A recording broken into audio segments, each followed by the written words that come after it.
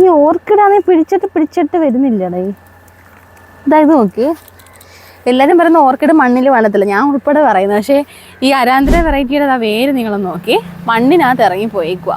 അരാന്ത്രയും spider ഓർക്കിഡും ഒക്കെ തന്നെ മണ്ണിലോട്ടങ്ങ് ഇറങ്ങി അങ്ങ് വളരും കേട്ടോ. അപ്പോൾ ഓർക്കിഡൊക്കെ മണ്ണിൽ വളർത്തല്ലേ?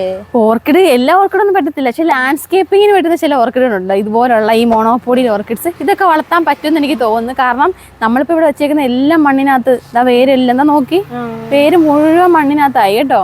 അപ്പം നിങ്ങൾക്ക് വേണ്ടി ട്രൈ ചെയ്ത് നോക്കാം കേട്ടോ. ലാൻഡ്സ്കേപ്പിങ്ങിനായിട്ട് നമുക്ക് ഇതുപോലെ ബൊക്ക പോലെ വളരുന്ന അരാന്തര വെറൈറ്റികൾ നിങ്ങൾ വെറുതെ ഒന്ന് മണ്ണിലൊന്ന് വെച്ച് നോക്കി, അടിപൊളിയായിട്ട് വളരുവേ.